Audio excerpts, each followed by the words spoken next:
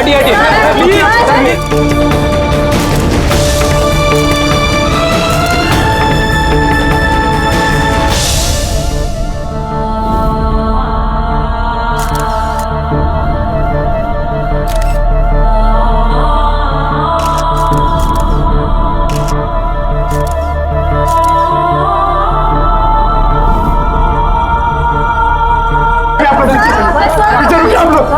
हटिए हटिए please please आप चलो सब पीछे प्लीज आप हटिए प्लीज।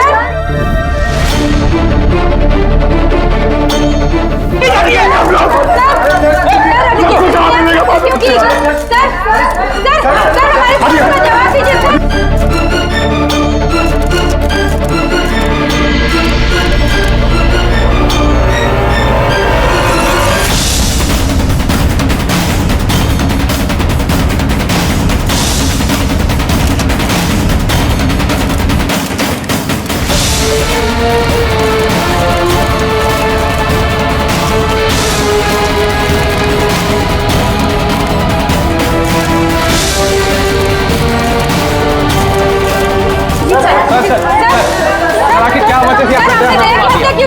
वजह थी आपका बताइए तो सर, क्या वजह थी बताइए तो। क्या वजह थी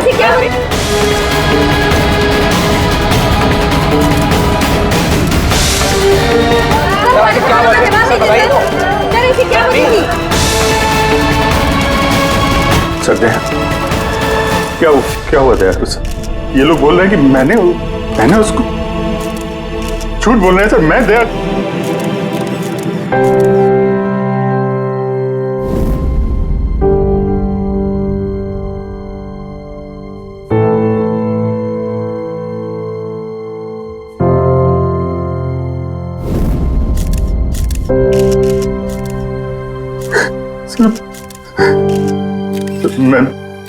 मुझे पता नहीं सर। मैंने कब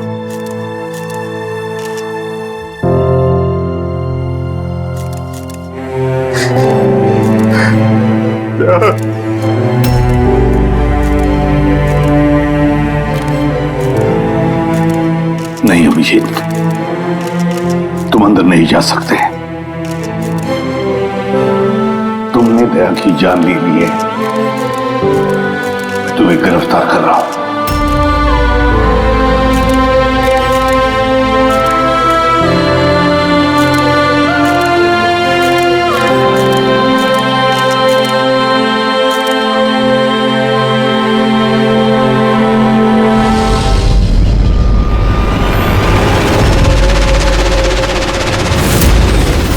सर, जिसका खून हुआ है उसका नाम डीके है, एक प्राइवेट डिटेक्टिव। उसके मेड ने लाश देखी सुबह।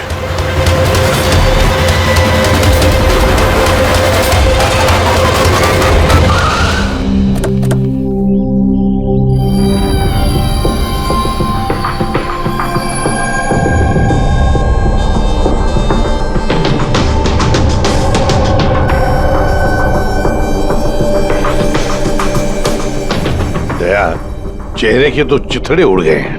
लगता है पॉइंट ब्लैंक रेंज से एक से ज्यादा गोलियां मारी है इसे। सर, इस कमरे का सामान अपनी जगह पे है सर, बिखरा हुआ नहीं है। ऐसा लगता नहीं है कि यहाँ पे हाथापाई हुई है।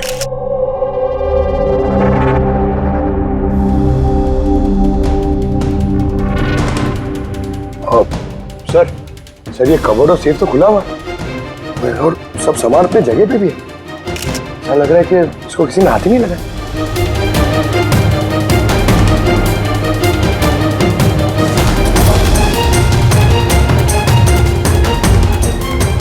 सर, पैसे और जेवर ऐसे के ऐसे ही।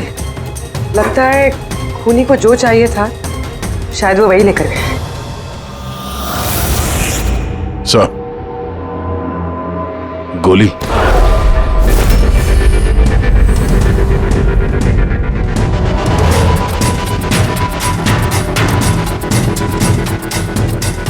तीन गोलियां चली है दया।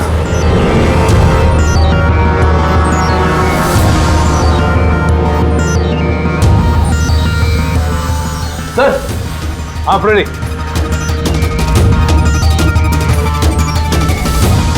सर, ये खिड़की के कांच निकाले हुए हैं मतलब खूनी यहीं से अंदर घुसा है। हाँ, काम करो फ्रेडी, फिंगरप्रिंट्स उठा। आ गया। डीके का मोबाइल फोन सर। बनने से पहले डीके ने 3 बार किसी संजय को कॉल किया। संजय? किसी संजय को जान किया? नहीं साहब। रात 1 बजे से 2:30 बजे के बीच में 3 बार। संजय की डिटेल निकालो। सर। हाँ, और हाँ दया, ये अभिजीत कहाँ रह गया? तुमने उसे फोन करके कहा था ना यहाँ आने के लिए क्राइम सीन पर? हाँ सर, बताया था। शायद कहीं ट्रैफिक में फंस गया होगा। ट्रैफिक में? फोन करो उसे, कहो इसी वक्त आ जाए यहाँ पर। सर। हाँ।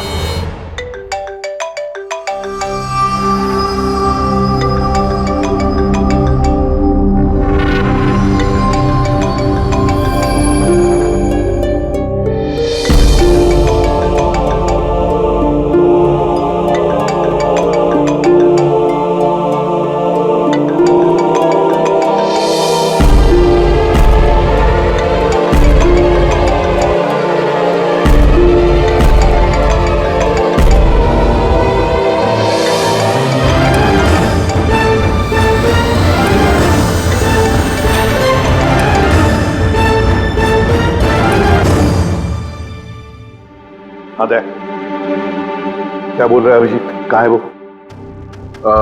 सर वो तबीयत थोड़ी खराब है उसकी। वो डॉक्टर के पास जाएगा और शायद वहां से सीधे ब्यूरो पहुंचेगा। कोई प्रॉब्लम है? नहीं सर, कोई प्रॉब्लम नहीं। समझ में नहीं आता, ये अभिजीत दिल्ली से आने के बाद कुछ अजीब सा बर्ताव कर रहा है।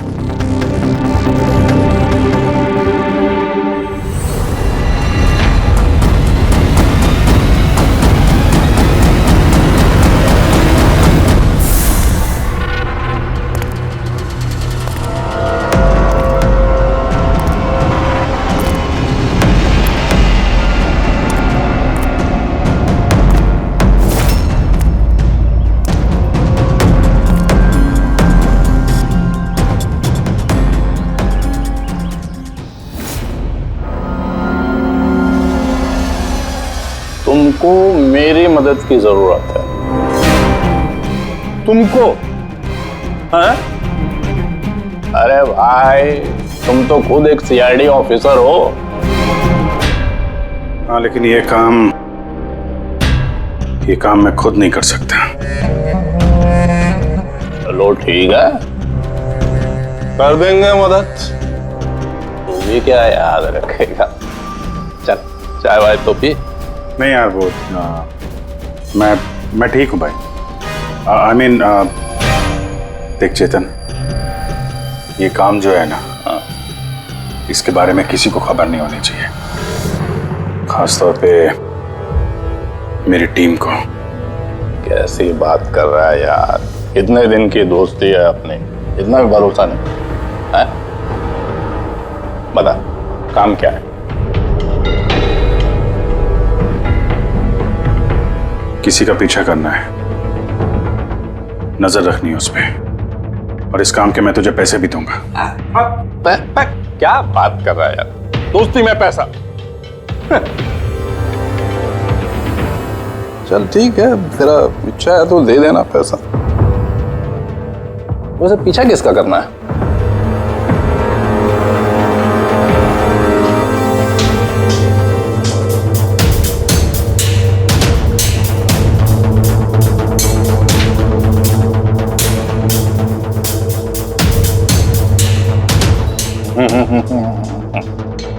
अभिजीत, लगता है तूने गलती से गलत फोटो दे दिया है। कोई गलत फोटो नहीं है, तुझे इसी का पीछा करना है।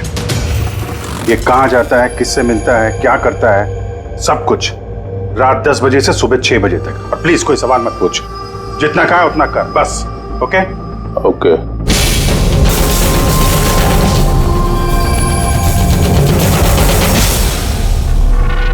या तो अभिजीत पागल हो गया है, या बहुत बड़ा कोई गेम चल रहा है।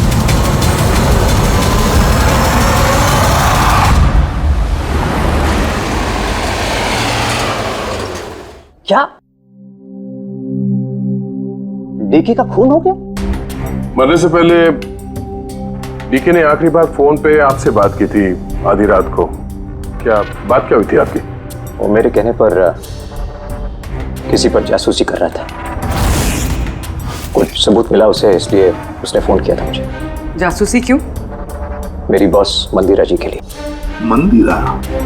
कुमार ज्वेलर्स की मालकिन, मशहूर पेज 3 सेलिब्रिटी। उस दिल्ली वाले केस के बारे में तो आप सबने सुना ही। हो मंदिरा कुमार, मंदिरा जी। उन पर तो उनके पति, सास ससुर और केयरटेकर्स को मारने का इल्जाम था, है ना? जी। मगर सबूत न मिलने पर कोर्ट ने मंदिरा जी को बरी कर दिया। और उसके कुछ ही दिनों बाद मंदिरा जी की पर्सनल असिस्टेंट ईशाना, उसने भी आत्महत्या कर ली।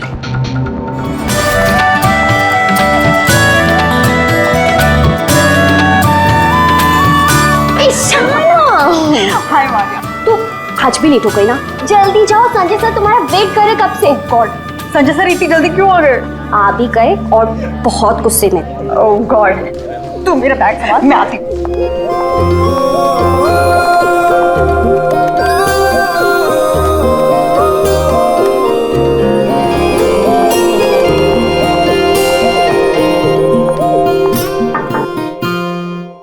May I come in, sir? Come in. Sorry, sir. Sorry, sir. Sorry, I'm so sorry. What is this, Ishana? ये कोई टाइम है ऑफिस आने का? सर ट्रैफिक बहुत ज्यादा था। कौन ट्रैफिक? ये क्या रोज रोज का एक्सक्यूज है तुम्हारा? इस ऑफिस में बाकी लोग भी इसी ट्रैफिक में आते हैं ना? हाँ बोलो कुमार। नहीं, 30 दिसंबर के पहले कुछ नहीं हो सकता है। अरे तुम जानते हो यार, 30 दिसंबर को मंदिरा मैम का इवेंट है मुंबई में। उसके पहले जो कुछ भी होगा उसके बाद होगा। हाँ हाँ।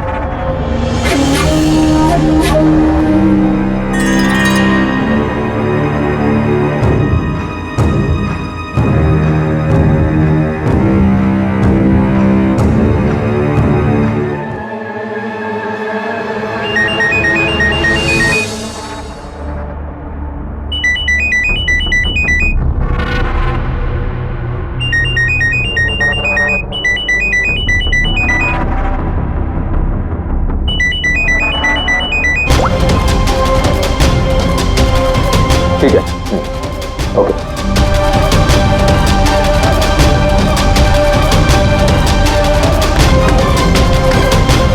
क्या हुआ? हाँ? ईशाना, वहां बाहर क्या देख रही हो?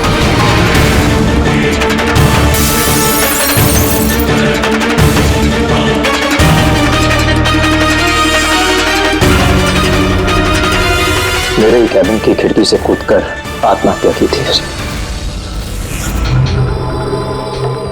आत्महत्या क्यों की थी वो किसी को पता नहीं। वैसे मंदिरा जी ने डीके को किस पर जासूसी करने के लिए काम पे लगाया था? उनकी जान को खतरा है। डीके वही पता लगाने की कोशिश कर रहा था। जान को खतरा किससे? दरअसल कोर्ट से बरी होने के बाद कोई मैम को धमकियां दे रहा था। ये धमकियां फोन पर ही? जी हाँ, फोन पे भी, अनजान नंबरों से और टाइप किए गए चिट्ठियों से भी। मैम दोबारा पुलिस के चक्करों में पड़ना नहीं चाहती थी, इसलिए डीके को हायर किया था उन्होंने। तो कुछ पता चला डीके को? उसके हाथ कुछ सबूत तो लगा था कि उसने एक पेन ड्राइव में सेव करके रखा था। वो पेन ड्राइव वो मुझे देना चाहता था, इसलिए दिल्ली से मुंबई आया था मैं। तो डीके के घर में उसका लॉकर खुला हुआ था, तो कहीं उस लॉकर से ये पेन ड्राइव चोरी तो नहीं हुआ था? हो सकता है दया। उसके घर में हमें एक लैपटॉप भी मिला सर, शायद उससे कुछ पता चल जाए।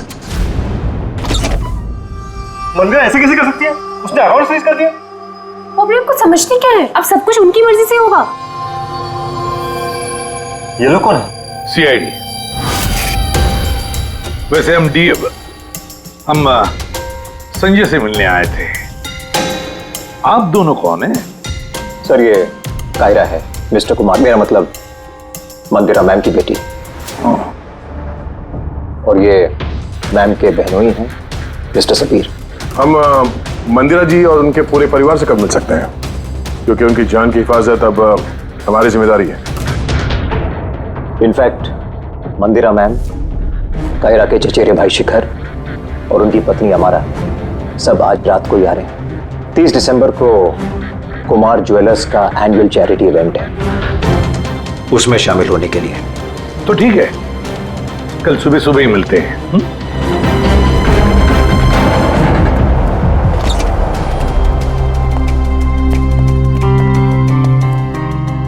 ये सब क्या है? और सीआईडी हमारे पर्सनल मामले में दखल क्यों दे रही है?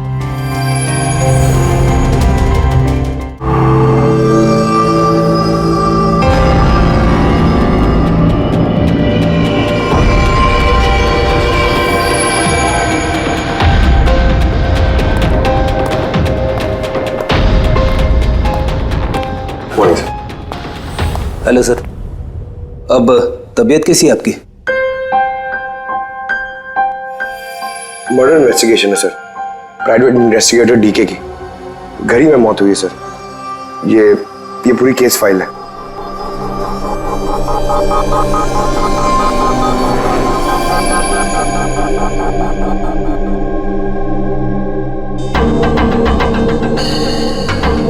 सर ये तस्वीरें उसके घर की हैं, घर की तस्वीर है, उसी के घर की तस्वीर है, और यहीं पे इसका मर्डर हुआ है ना?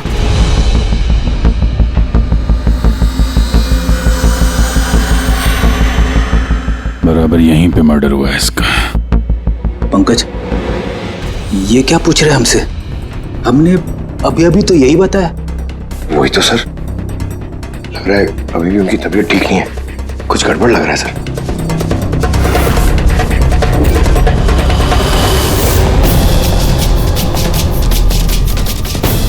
अभिजीत,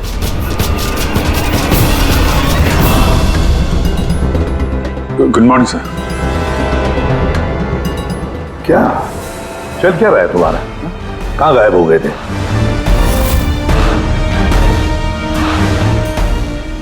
अरे अभिजीत, तुम्हारी तबीयत खराब थी ना, तो डॉक्टर के पास जाना था, यहाँ क्यों? हाँ सर, वो कुछ दिनों से थोड़ी गड़बड़ चल रही है सर, पर अब ठीक है। I am better now. या गड़बड़ चल रही थी। सर, डीके संजय को जो पेन ड्राइव देने वाला था, तो उसका जो डेटा है वो हम हासिल करने का एक तरीका है सर। पेन ड्राइव तो मिला नहीं ना दे, तो फिर डेटा कहां से लाओगे? सर है ना, एक तरीका है, वो हम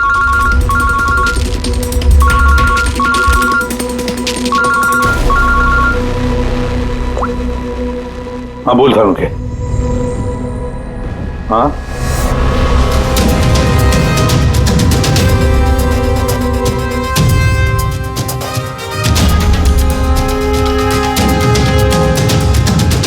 है सर।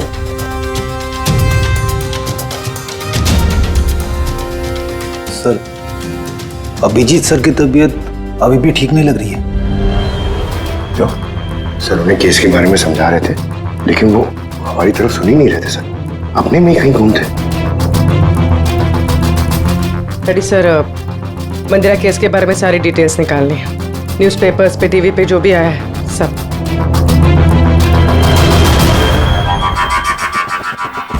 घर में घुसने का एक ही रास्ता है, मेन गेट, और चाबी डीके और उसके घर के मेट के पास रहती है। बाथरूम की खिड़की, मतलब कातिल ने बाथरूम की खिड़की का कांच निकाला और अंदर घुसा, और उसके बाद अभिजीत क्राइम सीन पर था भी नहीं, और यहाँ पे तो बाथरूम का कोई फोटो भी नहीं है, तो फिर इससे ये सब कैसे पता? अभिजीत मुझसे कुछ छुपा रहा है, मगर क्या?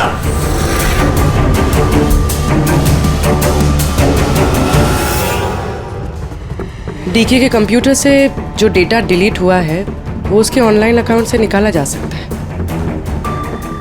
बस एक बार ये पासवर्ड मैच हो जाए।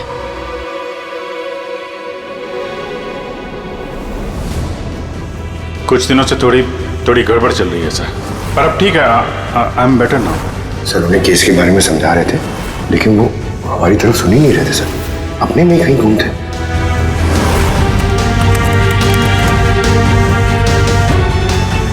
यस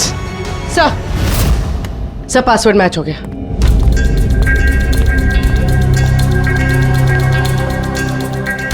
सर इसमें तो वीडियोस हैं, चेक करते हैं। सर ये तो डीके के कंपाउंड के अंदर की फुटेज है। इसका मतलब वहां पे सीसीटीवी कैमरा है नहीं था। हमारे पहुंचने से पहले किसी ने निकाल लिया। पर निकाला किसने होगा? दूसरा वीडियो देखना।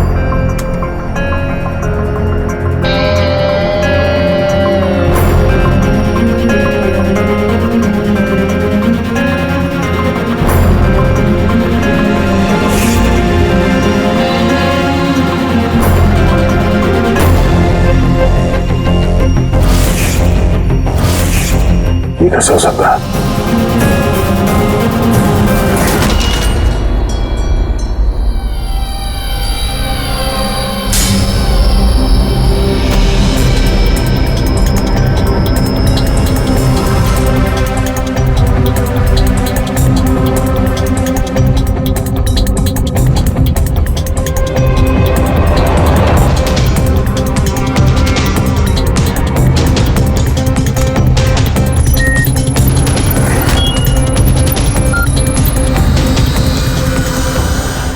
सब आपने अच्छी तरह से क्रॉस चेक तो कर लिया ना?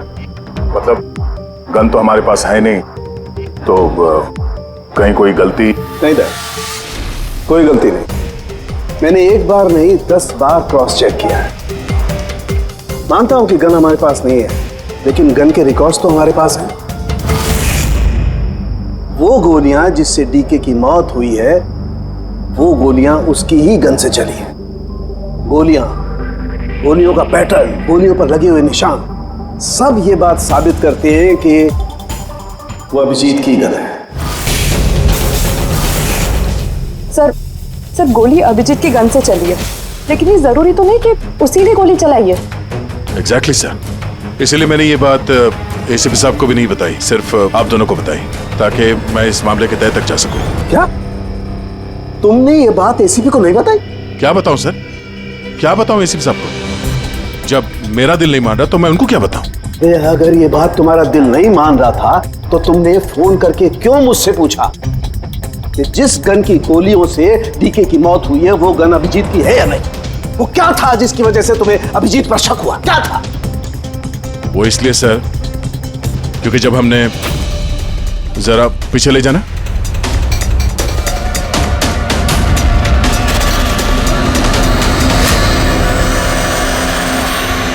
अभिजीत डीके के घर में? और दया, फिर भी तुम अभिजीत को बचाने की कोशिश कर रहे? देखो दया, अभिजीत और तुम्हारी दोस्ती को मैं बहुत अच्छी तरह से मानता हूं, उसका आदर भी करता हूं, लेकिन ड्यूटी, अपना फर्ज किसी भी रिश्ते, किसी भी दोस्ती से ज्यादा बड़ा होता है, और ये बात मुझे तुम्हें बताने की जरूरत नहीं है।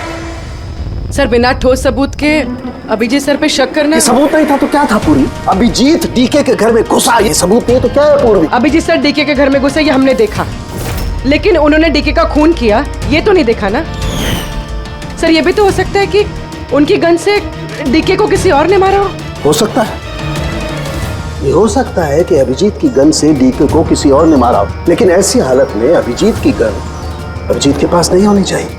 क्या तुम लोगों को अभिजीत ने बताया?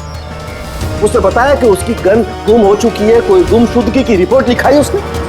वो सवेरे से तुम लोगों के साथ है, क्या उसने बताया कि वो ऐसे अजीब से कपड़े पहन करके डीके के घर में क्यों घुसा, और वो भी बाथरूम का शीशा तोड़? बताया उसने? बताया? सर आपके सारे सवालों का जवाब मैं अभिजीत से पूछ लूंगा, पर सर तब तक के लिए प्लीज सर, तब तक के लिए एसीपी साहब को कुछ मत बताना। मैं तुम लोगों की हालत को समझ रहा हूं, मुझे खुद भी अच्छा नहीं लग रहा है। Please sir, please. कल सुबह तक। दया, मैं कल सुबह तक का टाइम तुमको देता हूं। या तो सच का पता लगा लो या फिर ये सारी की सारी बात खुद एसीपी को बता दो। अगर तुमने एसीपी को ये बात नहीं बताई तो फिर मैं खुद प्रद्युमन को ये सारी की सारी बातें बताऊंगा।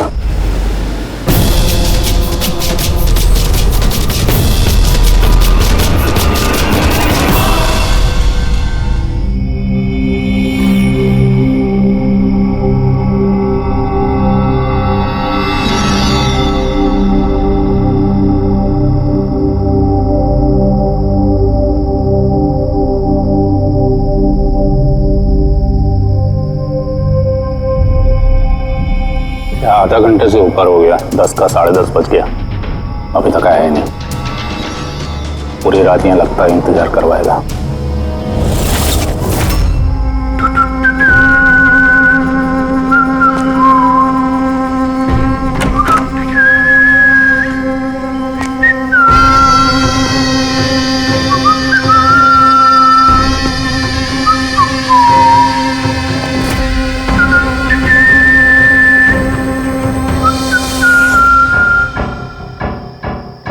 तुझे इसी का पीछा करना है। ये कहाँ जाता है, किससे मिलता है, क्या करता है, सब कुछ रात 10 बजे से सुबह 6 बजे तक। ये अभिजीत है? इसको क्या हो गया? ये हुलिया क्या बना रखा है इसने?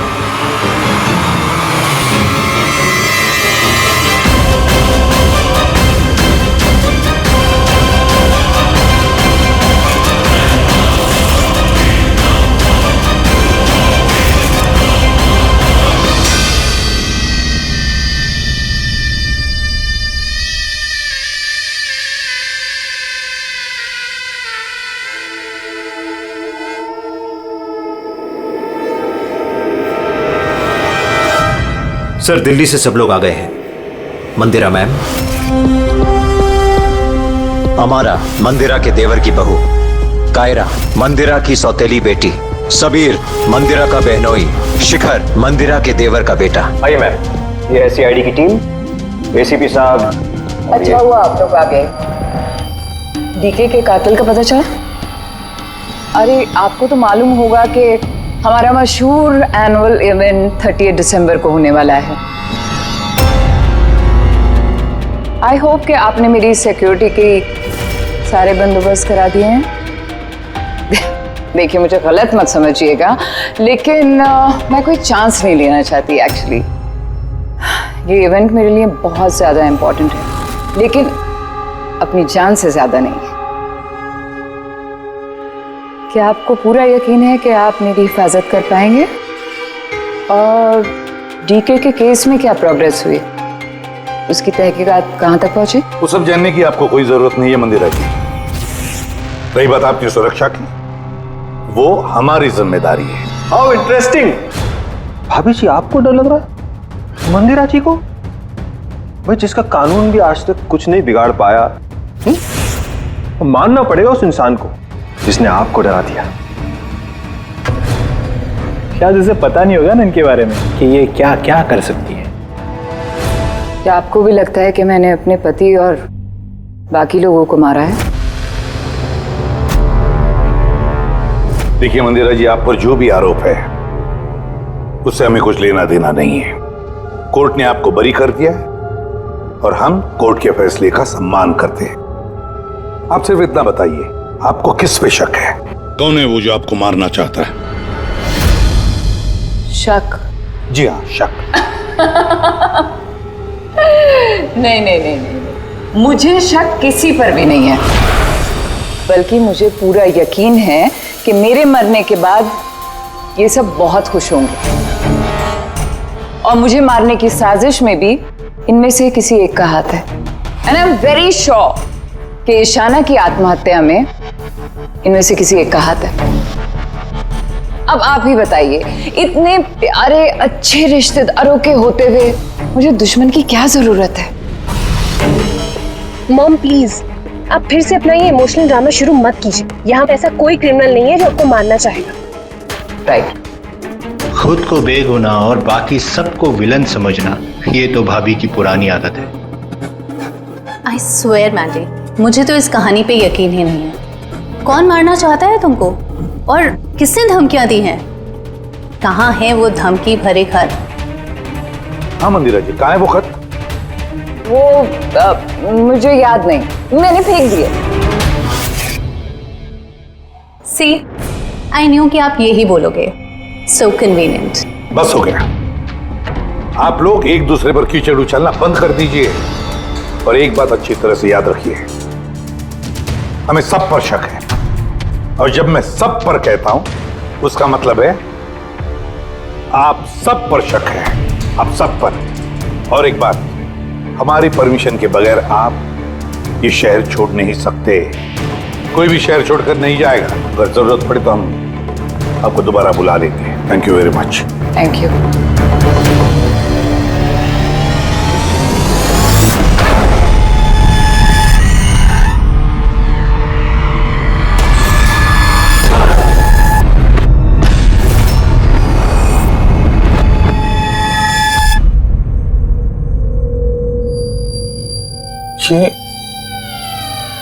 ये मैं हूं?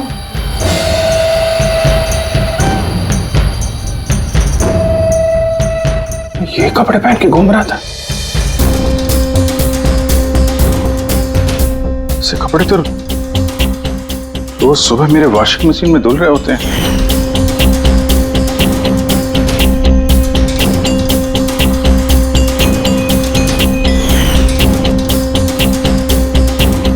पर ये जूते, यार ये जूते गंदे रहते जैसे मैंने इन्हें पहना हो। लेकिन मुझे याद नहीं मैं ये कपड़े कब पहनता हूं। सच में मुझे क्या हो रहा है मेरे साथ? ये कार में कौन है? ये किससे बात कर रहा हूं मैं? कौन है कार में? नहीं, मैंने नहीं देखा। तुम बात कर रहे थे, तुम्हें पता होगा। और तुम कल तो मुझे पहचाने ही नहीं। अबे चांद के छल्ले, तुझे सुसाइड करना है तो किसी बड़ी गाड़ी के नीचे जाना। खाली फोकट मेरे सामने क्यों आ रहा है? तो तू कैसे बात कर रहा है? और ये क्या बन के घूम रहा है तू? ये अपुन का स्टाइल है, टोनी का स्टाइल। तू कौन? मैं कौन? मुझे नहीं पहचानता है? और ये टोनी कौन है? अरे टोनी अपुन है, और कौन?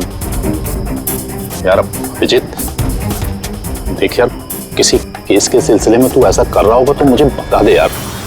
डरा मत भाई। अदड़ा अदड़ा। कौन अभिजीत? कौन सा केस? ये तू क्या बोल रहा है ना, मेरे भेजे में कुछ घुस नहीं रहा, समझा? टोनी नाम है मेरा, टोनी। टोनी से पंगा नहीं लेने का, समझा? चल हवा आने दे और टोनी को जाने दे।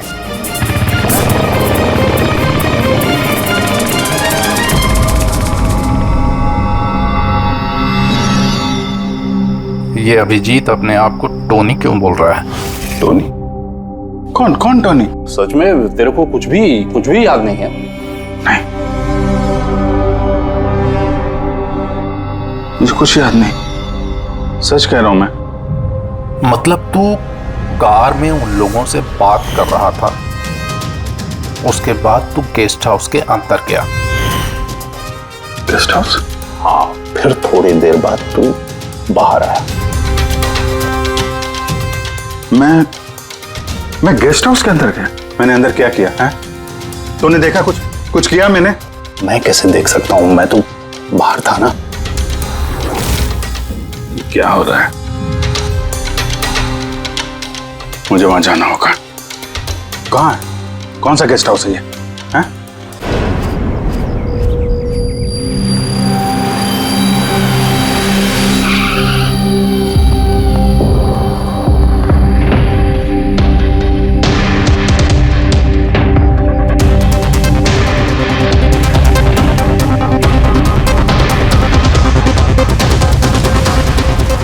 सर, खून।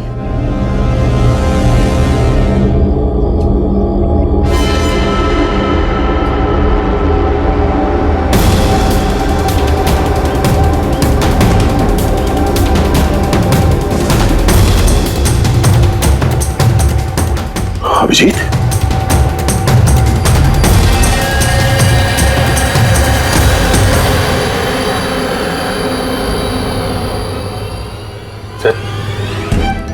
तुम यहाँ पे? तुम्हारा फोन ट्रैक करके, और यही सवाल मैं तुमसे पूछ रहा हूं अभिजीत, तुम यहाँ कैसे?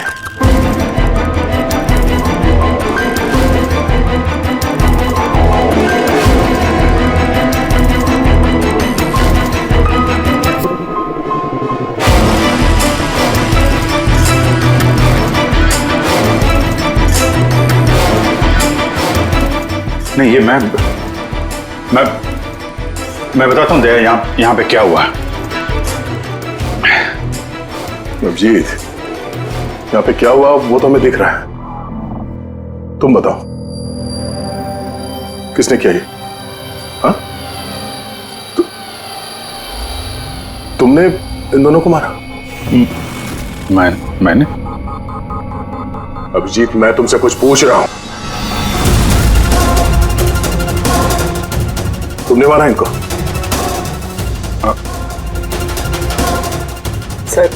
सर आप अभिजीत सर पे इल्जाम लगाए हैं सर। मुझे इल्जाम लगाने की जरूरत नहीं है पूर्वी, तुम देखने रही हो यहां दो लाशें पड़ी हैं, खून से लथपथ, और सीआईडी ऑफिसर अभिजीत लाशों के बीच से ये बैज उठा रहा है, या यूं कह लो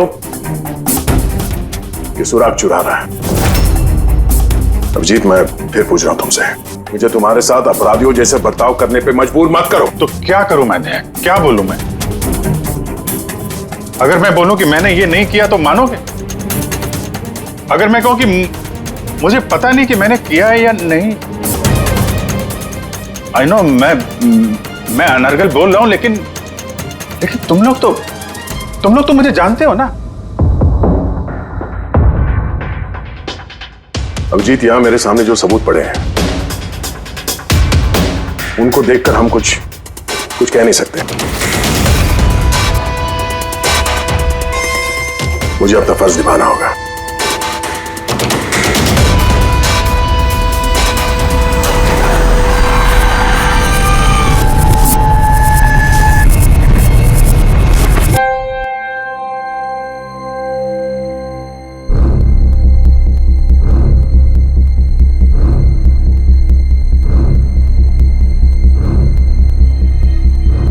अभिजीत, इतनी देर से मैं तुम्हें पूछे जा रहा हूं, मगर तुम्हारे पास कोई जवाब तक नहीं। हाँ? तुम जानते हो तुम पर कैसा इल्जाम है? कुछ समझ रहे हो तुम? सर, वो दया नहीं, बस तुमसे ये उम्मीद नहीं थी दया। इतना सब हो गया और तुमने मुझे बताया तक नहीं। क्यों नहीं बताया मुझे दया?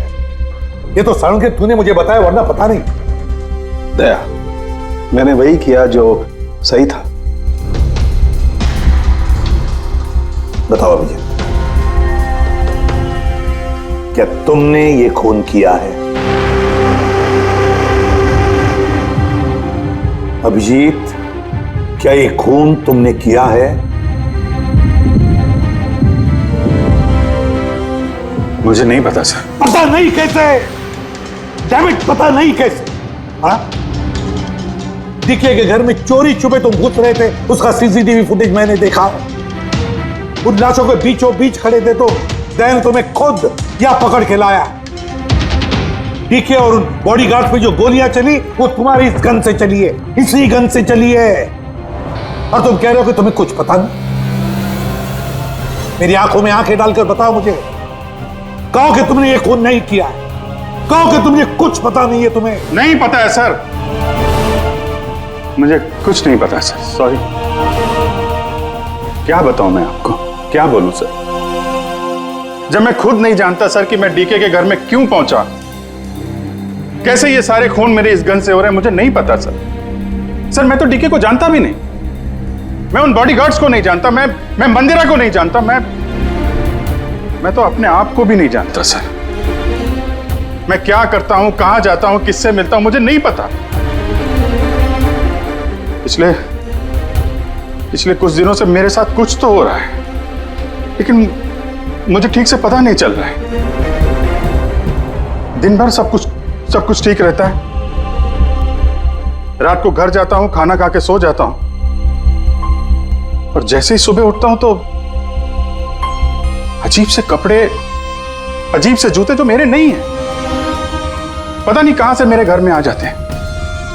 कपड़े वॉशिंग मशीन में धुल रहे होते हैं, जूतों पे मिट्टी लगी रहती है, ऐसा लगता है कि जैसे मैंने उनका इस्तेमाल किया है, लेकिन मुझे पता नहीं चलता। थकान सी रहती है,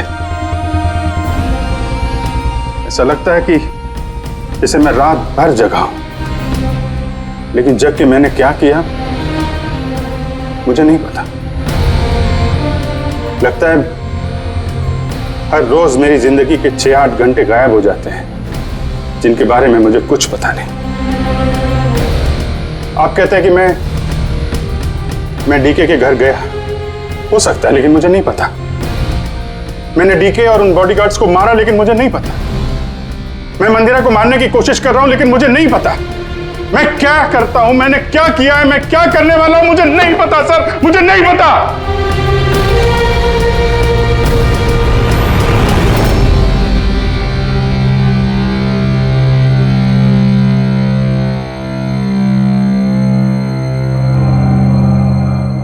देखो अभिजीत, इस वक्त तुम खुद के लिए और दूसरों के लिए भी खतरनाक हो। मैं तुम्हें खुला नहीं छोड़ सकता, मैं तुम्हें नजर कैद में रख रहा हूं, और दया तुम पर नजर रखेगा।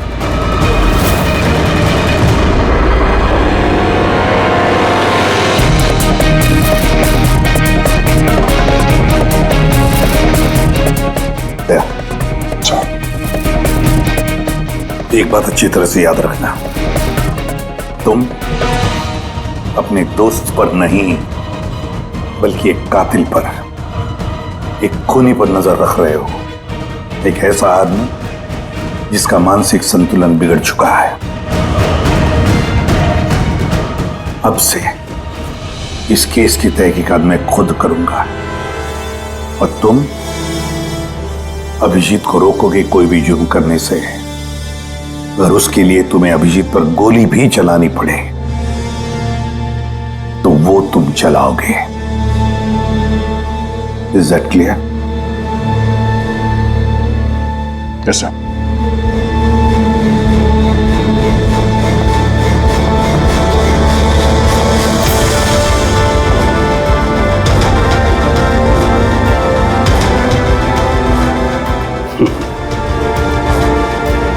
हथकड़ी लगा दो यार। सुना ना, मानसिक संतुलन ठीक नहीं है मेरा, कब क्या कर बैठूं कुछ पता नहीं। रोक लो मुझे, इससे पहले मेरे हाथों कोई और गुनाह हो जाए। रोक लो मुझे यार। आपका ऑफिसर, आपका अपना सीआईडी ऑफिसर मेरी जान के पीछे पड़ा है। उसने उन लोगों को भी मार डाला जो मेरी हिफाजत कर रहे थे, और आप बड़ी शान से कह रहे हैं कि डरने की कोई बात नहीं है। वो आपकी नाक के नीचे लोगों का कत्ल कर रहा है, और आप अब भी कह रहे हैं कि डरने की कोई बात नहीं है। कमाल है। आप मुझे बताइए कि मैं आप लोगों पर कैसे भरोसा करूं? आज आपका एक ऑफिसर सीरियल किलर निकला है, कल को कोई दूसरा निकल आएगा। बस मंदिरा जी बस, बहुत बोल गई आप। हमारा इंस्पेक्टर अभिजीत एक ईमानदार और बहादुर सिपाही है, अपने देश की रक्षा के लिए और आम आदमी की सुरक्षा के लिए अपनी जान तक कुर्बान कर सकता है, लेकिन एक किलर कभी नहीं बन सकता। हाँ, उस पर इल्जाम जरूर है, 3 खून का इल्जाम है। साबित सिर्फ इतना हुआ है कि अभिजीत का मानसिक संतुलन बिगड़ चुका है, उसे कुछ याद नहीं रहता वो क्या करता है, किससे मिलता है, क्या बोलता है, और उसके बाद में जब नॉर्मल होता है सब कुछ भूल जाता है। इसका मतलब ये नहीं कि वो कोई सीरियल किलर है। मैं पूरी यकीन के साथ कहता हूं, खतरा है आपकी जान को तो वो आपके इन रिश्तेदारों से। एक्सक्यूज मी, सबूत सारे आपके ऑफिसर के खिलाफ मिले हैं और शक आप हम सब पे कर रहे हैं। जी हाँ, मैं आप सब पर शक कर रहा हूं। ऑफिसर तो आप ही का है, वो आप तो उसे ही बचाएंगे। वो तीनों खून इंस्पेक्टर अभिजीत की गन से चली हुई गोलियों से हुए, और आपको लगता है कि ये काम हम में से कोई कर सकता है? अरे हमारे पास आपके ऑफिसर की गन कहां से आएगी? शिखर जी, जल्द से जल्द हम पता लगा लेंगे कि इंस्पेक्टर अभिजीत की गन आपके पास कैसे आई। लेकिन मंदिरा जी, एक रिक्वेस्ट है, आपका जो 30 दिसंबर का इवेंट है वो आप कैंसिल मत कीजिए। बहुत अच्छा मौका है खूनी को पकड़ने का, क्योंकि खूनी उस इवेंट में जरूर आएगा।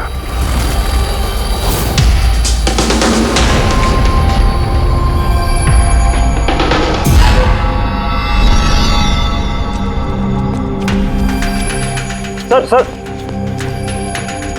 हाँ संजय, क्या बात है?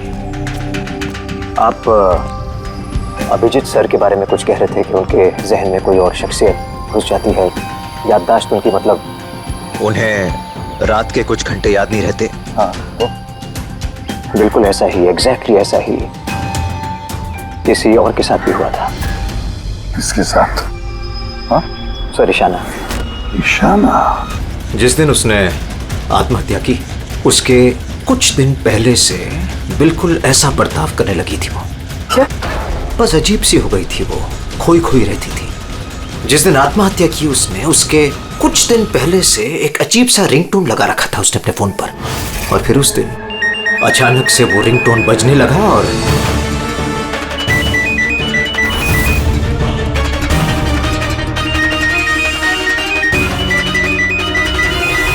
सर ऐसा लग रहा था कि वो ईशाना नहीं कोई और है।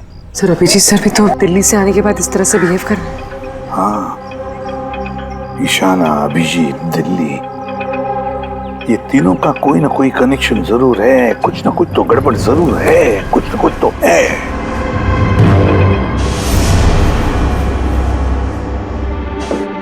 कॉफी? अरे पी लो यार, कुछ मिलाया नहीं है। मैं यही हूं और कहीं भागने वाला नहीं। अभिजीत, तुमने हम सबसे ये बात छुपाई क्यों?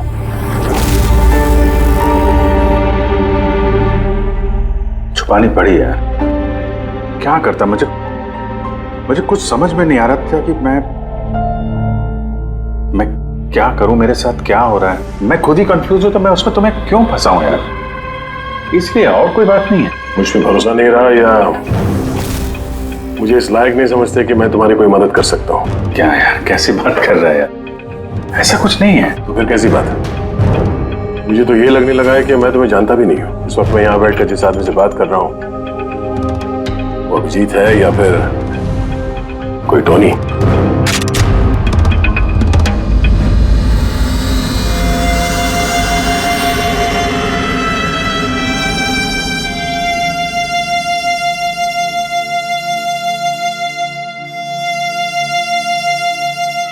मैं तुम्हें कोई नुकसान नहीं पहुंचाने वाला। अभिजीत हूं या टोनी, सपने में भी नुकसान नहीं पहुंचाऊंगा। गन दिखाने की जरूरत नहीं है। बात यह है ही नहीं कि तुम मुझे कोई नुकसान पहुंचा सकते हो या नहीं। बात यह है कि मैं यहां सिर्फ अपनी ड्यूटी कर रहा हूं और मैं कोई चांस नहीं ले सकता। मैं तो तुम्हें शायद जानता भी नहीं हूं।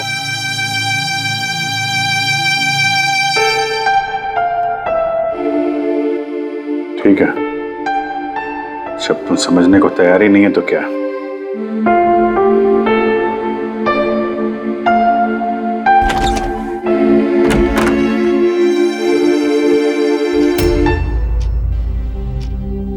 तो डॉक्टर महेश, हमने आपको सारी बात बता दी। अब आप बताइए, आपको क्या लगता है? देखिए, अभी अभी आपने जो कुछ भी मुझे कहा ये अभिजीत और ईशाना के बारे में, उससे एक बात तो बिल्कुल साफ है कि दोनों की कंडीशन एक जैसी है। Artificially induce split personality. इसे सरल शब्द में मैं आपको समझाऊं तो इसमें पेशेंट के दिमाग में उसके अपने व्यक्तित्व के अलावा एक और व्यक्तित्व को प्लांट किया जाता है जो किसी खास दशा, निर्देश, आदेश के मुताबिक चलता है, और उसे इस तरह सेट किया जाता है कि वो व्यक्तित्व खास निर्धारित समय पर निर्धारित ट्रिगर मिलने पे उस व्यक्तित्व पे हावी हो जाता है। और जितनी देर ये हावी रहता है वो पुराने व्यक्तित्व के बारे में ना तो कुछ जानता है और ना ही उसे पुराने व्यक्तित्व के बारे में कोई भी चीजें याद रहती हैं। ये इंसान का दिमाग है।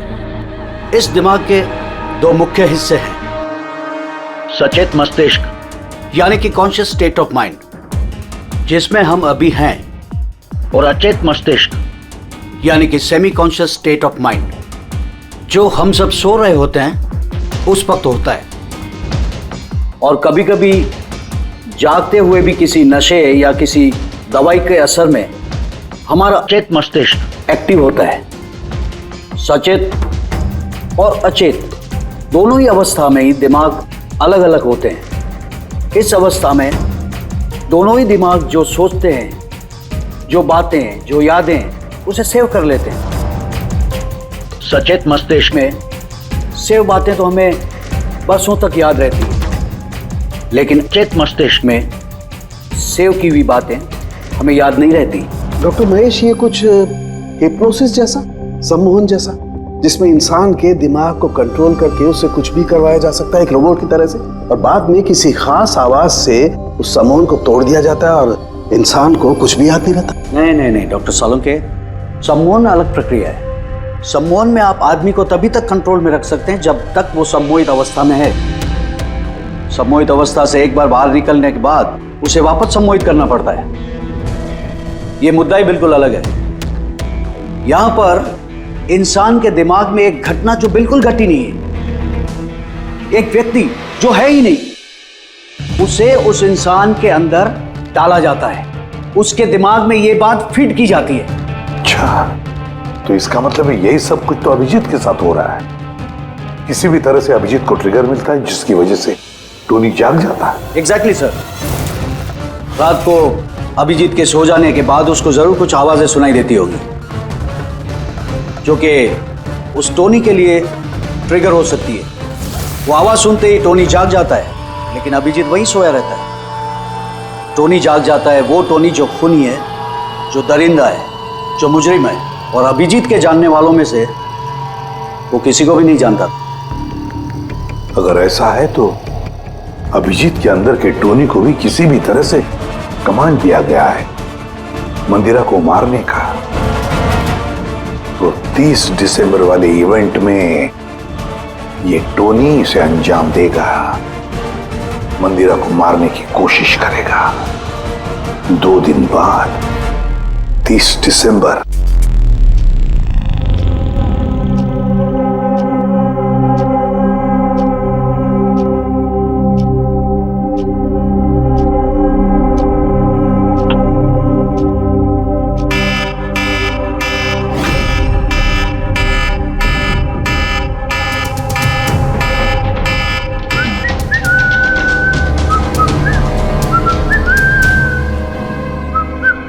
अभिजीत, अभिजीत, कहाँ हो?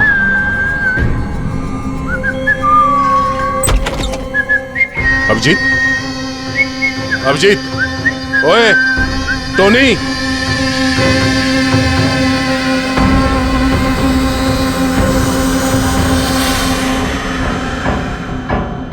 कौन है तू? तू अपन के घर में क्या कर रहे? अभिजीत, टोनी, तुम यहां से बाहर नहीं जा सकते। तुम यहां नजरबंद हो, इस घर के अंदर रहना होगा, समझे? टोनी को अपना काम करने का है। मेरे रास्ते में खाली पीली आएगा, भेजा उड़ जाएगा। चल अब आने दे। घर से बाहर नहीं, घर में। हाथ हटा, हाथ हटा। बोलो ना टोनी को अपना काम करने का है। मेरा भेजा मत हिला। मेरे और काम के रास्ते के बीच में कोई नहीं आ सकता। चल।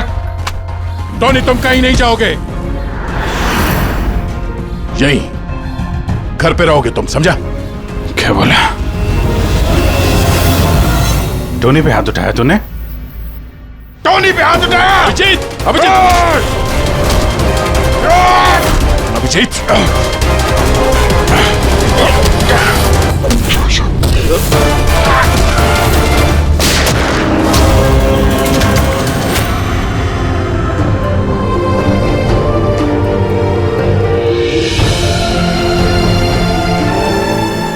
सरदे, क्या हुआ दया?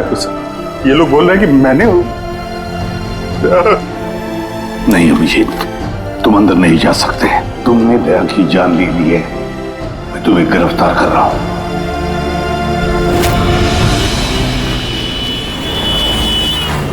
ईशाना के फोन रिकॉर्ड्स में डॉक्टर तानिया का नाम कई बार है। आप में से कोई जानता है डॉक्टर तानिया को? आत्महत्या करने से पहले वो डॉक्टर तानिया से मिली थी क्या? ये डॉक्टर तानिया कहीं डेंटिस्ट तो नहीं? ईशाना मरने से पहले कई बार एक डेंटिस्ट से मिली थी। मुझे नाम तो नहीं मालूम, पर हो सकता है ये वही हो। जितना मुझे लगता है ये कोई डेंटिस्ट तो नहीं है। कुछ दिनों पहले सीआईडी ऑफिसर अभिजीत यहाँ रुके थे। Yes ma'am. उस पूरे हफ्ते में यहाँ जो कोई भी रुका था उन सब की लिस्ट चाहिए, और उनके स्टे के दौरान इस लॉबी की सीसीटीवी फुटेज भी देखनी है।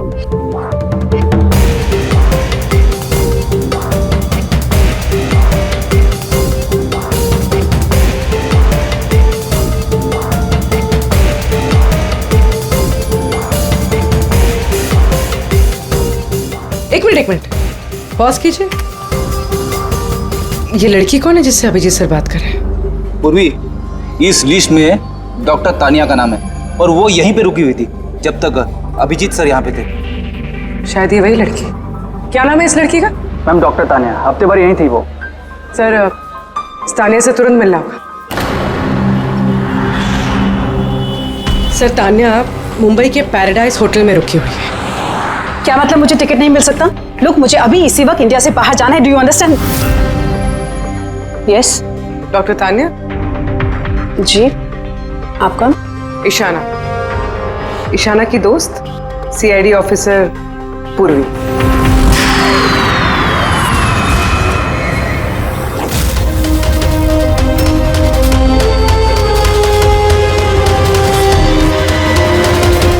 भागना बड़ा मुश्किल है। कहां भाग रही है तानिया जी? क्या क्या चाहते क्या है आप लोग? अभिजीत के साथ क्या किया तुमने?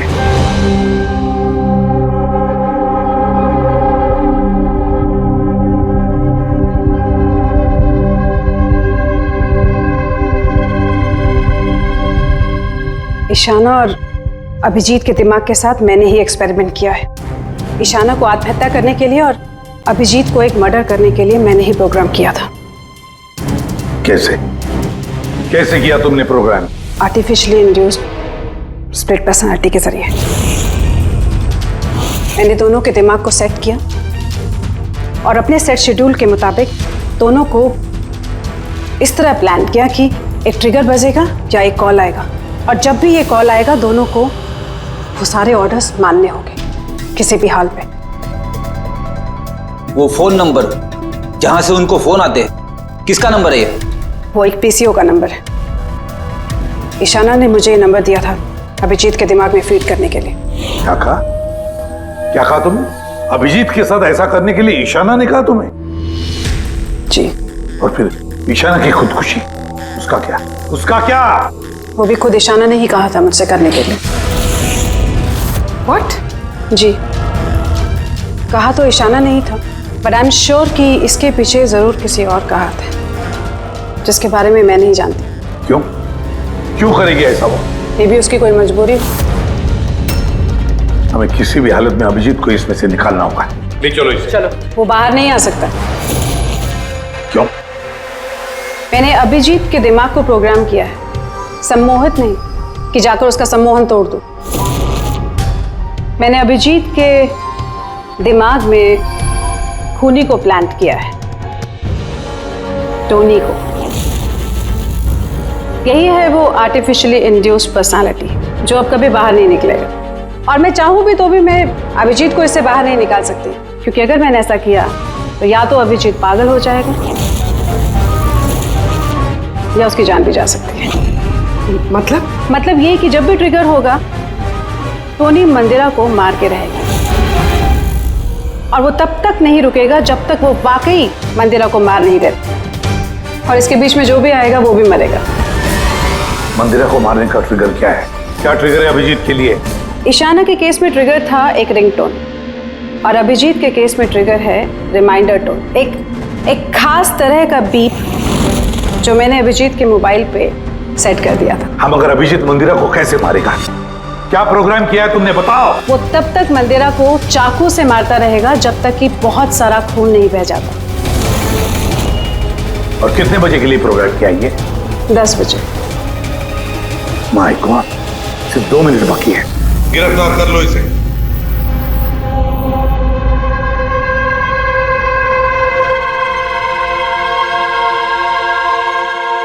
कभी जिंदगी में नहीं सोचा था सर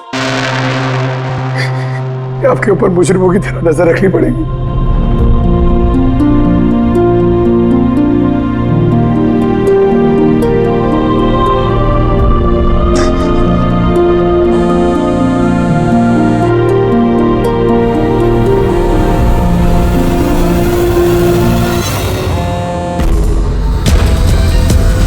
उनका डैम इट, फोन उठाओ।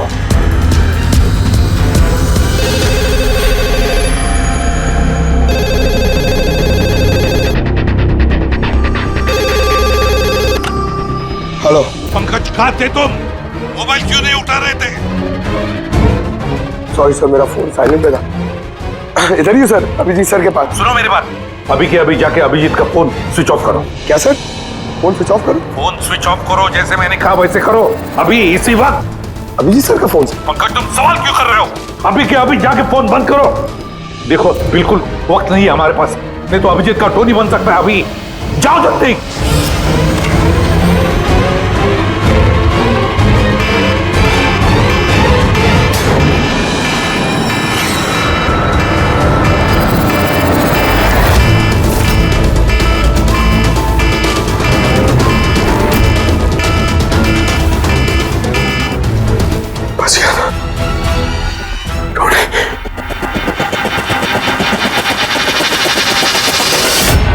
अभिजीत सर? अभिजीत सर कहाँ गए? Abhijeet sir? Abhijeet sir?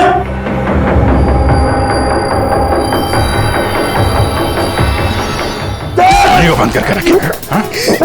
Tony को पकड़ेगा तू? टोनी को? जो भी टोनी और मंदिरा के बीच में आएगा वो मरेगा।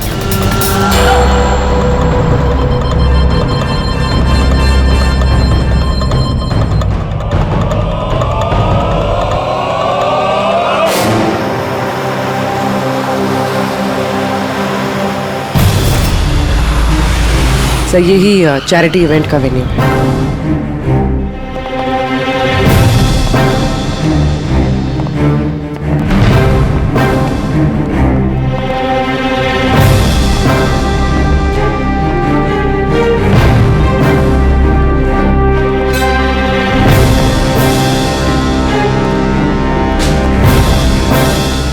आप लोग रुक जाइए प्लीज।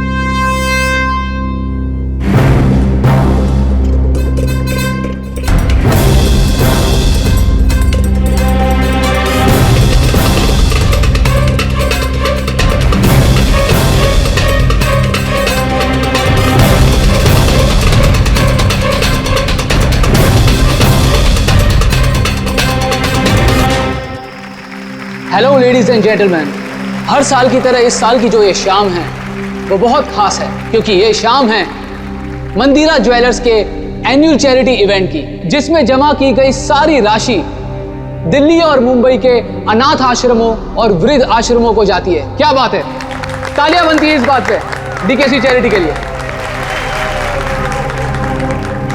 हर साल की तरह इस साल भी जो हमारी मुख्य अतिथि है वो और कोई नहीं है बल्कि मिसेस मंदिरा खन्ना है। तो आइए दोस्तों, आप सभी की जोरदार तालियों के बीच हम स्वागत करते हैं मिसेस मंदिरा खन्ना का। Mrs Mandira Khanna.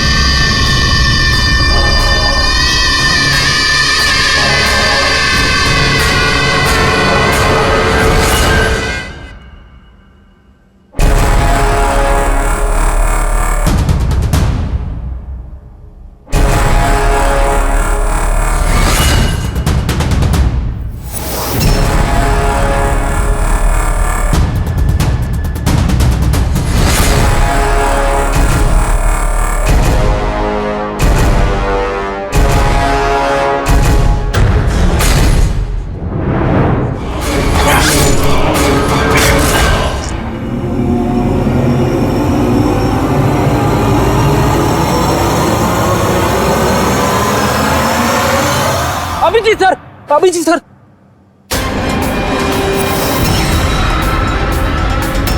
Sir, sir,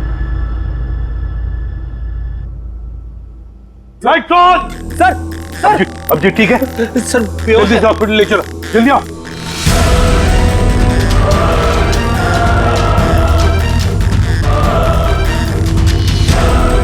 दरवाजा खोलो।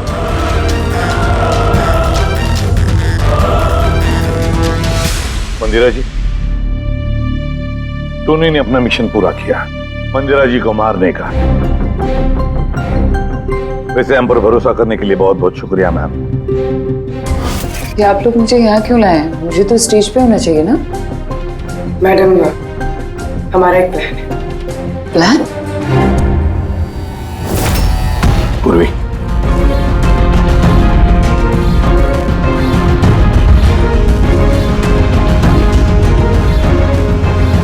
Lights off. मंदिरा जी,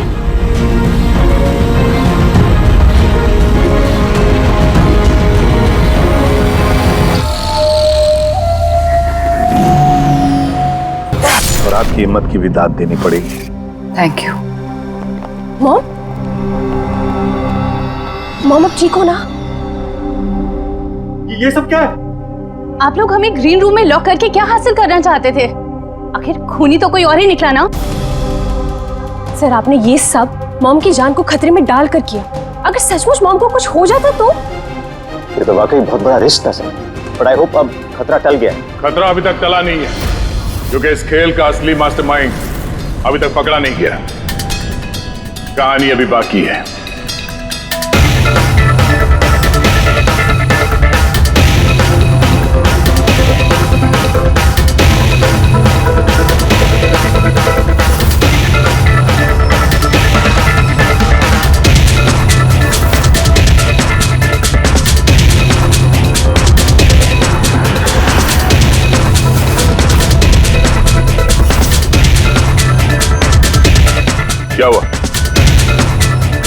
मुझे देख के अच्छा नहीं लगा?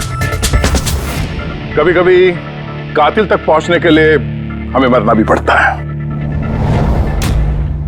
इसका मतलब इनके खून की खबर नाटक थी?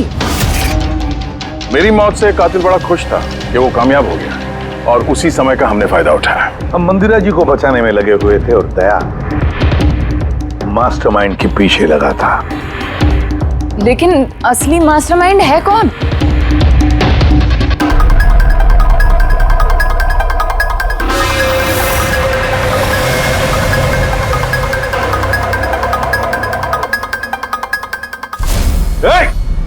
सर कोई भागा सर। पकड़ो उसे।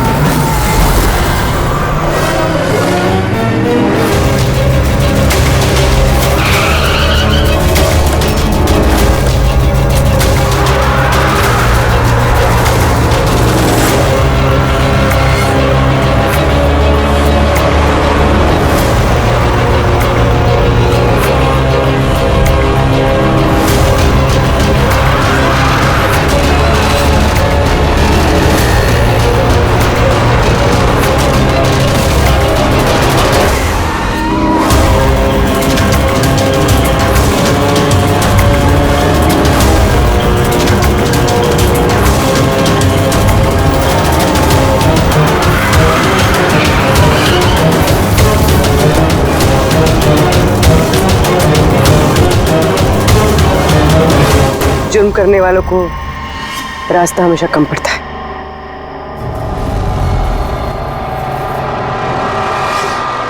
तुम ये सोच रही हो कि हमें कैसे पता चला कि खून तुमने किया? हमें ये तो पता था कि ये मास्टरमाइंड मंदिरा जी के अपने में से कोई है। इसलिए मेरी मौत के बाद सबसे पहले हमने ये पता किया कि आप में से वो कौन है जो अभिजीत को जानता था या फिर उससे मिला था। फिर मुझे याद आया कि क्राइम ब्रांच के सेमिनार के लिए अभिजीत दिल्ली गया हुआ था। उस सेमिनार में आने वाले लोगों की लिस्ट देखी मैंने तो मेरा ध्यान कायरा पे गया। क्रिमिनल साइकोलॉजी की स्टूडेंट कायरा। जब हमने डॉक्टर तानिया से पूछताछ की तो पता चला कि ईशाना ने उससे कहा था ये सब करने के लिए। उस वक्त ईशाना की मां सरकारी अस्पताल में एडमिट थी। उसके तुरंत बाद ईशाना की मां को 7 स्टार हॉस्पिटल में एडमिट किया गया और उसका सारा खर्चा मिस कायरा ने उठाया था। और सबसे बड़ा क्लू वो पीसीओ जिससे अभिजीत सर को फोन पे ऑर्डर्स मिलते थे। दया सर ने उस पर नजर रखी और वहां पर भी तुम दिखे। Okay fine, I give up. मान गई कि आप लोग बहुत स्मार्ट हैं, लेकिन सर इस बात से तो आप भी एग्री करोगे ना कि मैं भी बहुत स्मार्ट हूं? हाँ, स्मार्ट तो हो तुम। क्रिमिनल साइकोलॉजी की होशियार स्टूडेंट जो अपने सौतेली मां से अपने पूरे परिवार का खून का बदला लेना चाहती थी। लोगों के दिमाग से खेलना, उन्हें अपने चक्कर में फंसाना, ये इनकी खासियत है। तो मुझे लगा कि क्यों ना इन्हें की तरीके से मार दिया जाए। इसीलिए मैं ईशाना से मिली और फिर डॉक्टर तान्या से मदद ली। She was mad, she wanted to do an experiment. फिर मैंने ईशाना को बहुत समझाया। कई बार समझाने के बाद शी वॉज रेडी।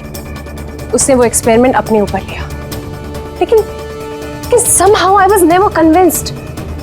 मुझे हमेशा कंफ्यूजन रहता था कि वो नहीं कर पाएगी एक्सपेरिमेंट। फिर उसी दौरान मैं दिल्ली में अभिजीत से मिली और उनसे मिलने के बाद मुझे लगा कि इतने सच्चे और ईमानदार पुलिस ऑफिसर के होते हुए ये एक्सपेरिमेंट कोई और क्यों करे। फिर मैंने और डॉक्टर तान्या ने अभिजीत को मोहरा बनाया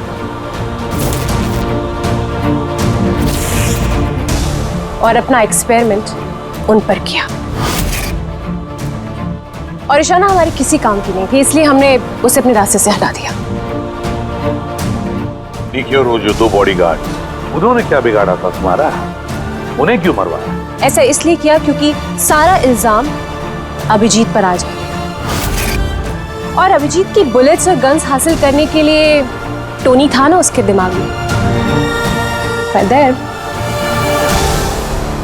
तुम इतनी खतरनाक हो सकती हो कायरा, मैं कभी सोच भी नहीं सकती थी। अब पता चल गया ना, तुमने मेरे माँ बाप के साथ, मेरी फैमिली के साथ जो भी किया है, तुम्हें जीने का कोई हक नहीं है। मैंने ये सब इसलिए किया क्योंकि मैं ये प्रूव करना चाहती थी कि इस दुनिया में किसी के भी दिमाग के साथ खेला जा सकता है, चाहे वो सीआईडी ऑफिसर ही क्यों ना हो। खैर, बदले की आग में तुमने एक बहादुर सीआईडी ऑफिसर की जान के साथ खेला है, और तो और 4 मासूम लोगों की जानें भी ली। डीके, ईशाना और मंदिरा जी के 2 बॉडीगार्ड। बहुत गलत किया तुमने। कानून तुम्हें कभी माफ नहीं करेगा। तुम्हें तो फांसी होगी, फांसी। सर आप प्लीज ये सब याद मत करिए, एक बुरा सपना समझकर भूल जाइए। बुरा? डरावना?